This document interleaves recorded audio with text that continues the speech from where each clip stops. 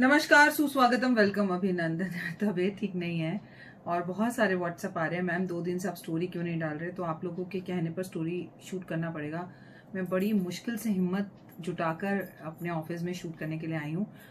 नहीं, ऐसा मुझे कोरोना नहीं है, भगवान की कृपा से मुझे खांसी जुकाम कुछ भी नहीं है। लेकिन वो 2 दिन महामृत्युंजय की जो पूजा की, उससे बदन के अंदर, शरीर में ऐसा कोई अंग नहीं है जो दर्द नहीं कर रहा। It is pain like anything.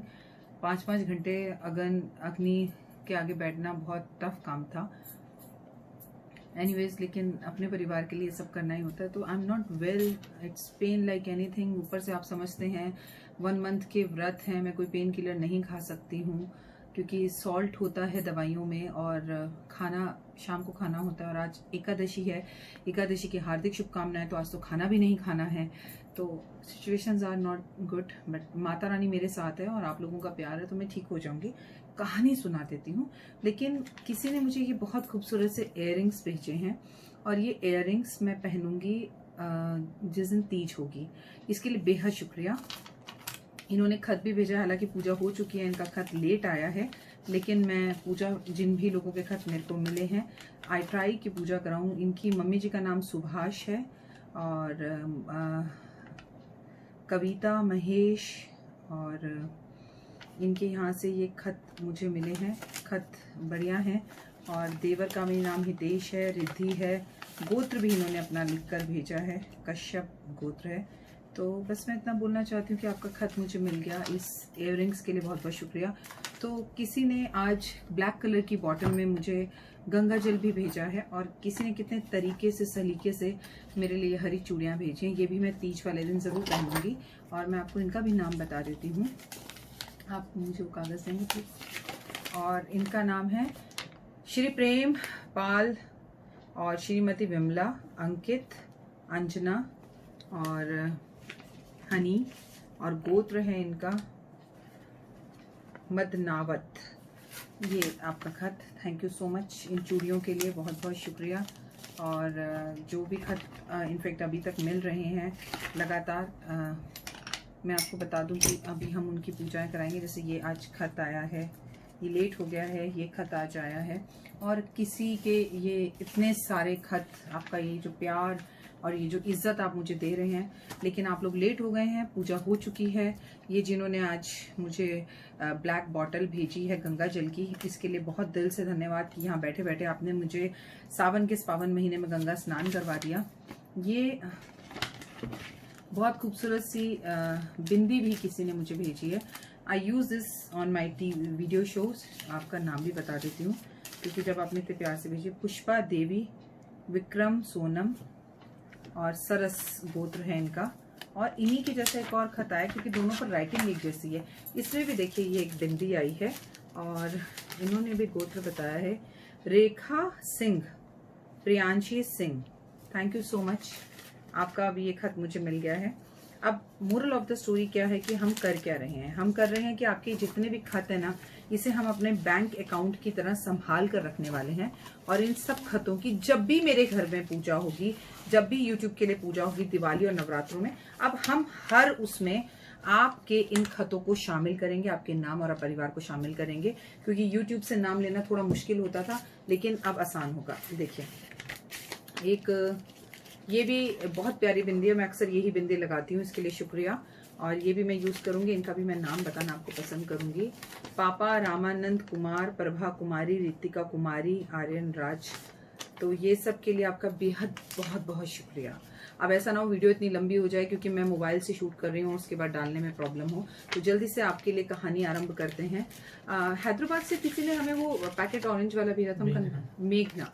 उनका भी हमें जो है बिंदी वगैरह सब मिल गई है। उनका ज्वेलरी हमें उन्होंने भेजे, कान के और गले के, वो भी मिल गया। बहुत बहुत शुक्रिया। कहानी है वृंदावन की मिट्टी।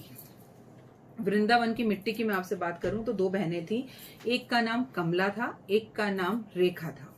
दोनों अलग अलग घर में विवाह कर गई। तो जो रेखा थी वो वृंदावन में गई, ठीक है, और जो दूसरी बहन थी वो एक अमीर घर में चली गई, कमला। और दोनों अपनी जिंदगी बिताने लग गए। लेकिन कमला को अपने पैसे का बहुत घमंड था क्योंकि वो एक अमीर परिवार में विवाह कर गई थी और उसको इस बात में बहुत प्राउड रहता था। उसके 2 बच्चे भी थे। एक दिन उसने सोचा कि वृंदावन जाकर अपनी बहन का भी हाल देख कर आऊं कि उसका विवाह कैसे हुआ और वो सुखी है या नहीं है।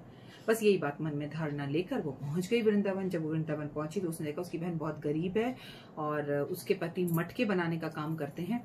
वो बहन के साथ रहने लगी, आराम से रही और उसे अपने उसके बात और व्यवहार, इन सब चीजों में, उसके कपड़ों में, उसके स्टाइल में घमंड दिखाई दिया करता था। लेकिन बहन रेखा भगवान को बहुत ज्यादा मानती थी और इस बातों का उस पर कोई असर नहीं होता था।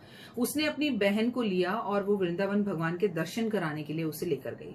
वृंदावन पहुंचने पर रेखा जब कमला को लेके गई, कमलेश को, तो कमला, कमलेश जो भी उसका नाम था, आई एम लिटिल कंफ्यूज क्योंकि कहानी सुनाने का मन नहीं है आज। तो उन्होंने देखा कि ये जो है ना, भगवान के आगे नतमस्तक भी ऐसे हो रही है जैसे भगवान पे एहसान कर रही है। तो उसने कोई बात नहीं, अपनी तरफ से प्रसाद चढ़ाया, पैसे दिए, सब किया और कहा कि कोई बात नहीं, अगर तुझे ये बातें नहीं माननी तो तू मत मान, मैं मानती हूँ। घर आए तो उसको अपने परिवार की याद आई। हफ्ता बीत चुका। चलिए अब नजर डालते हैं जल्दी से आज की कहानी पर। आज की कहानी का नाम है वृंदावन की मिट्टी। 2 बहनें थी, दोनों को अंदर आपस में बहुत प्यार था। गीता और बबीता उनका नाम था। गीता अमीर घर में विवाह कर कर गई और बबीता गरीब घर में विवाह कर कर गई। अब गीता के पास बहुत पैसा था, बहुत अमीर घर में गई, और वहीं बबीता एक गरीब घर में गई तो वृंदावन में उसकी विवाह हुआ।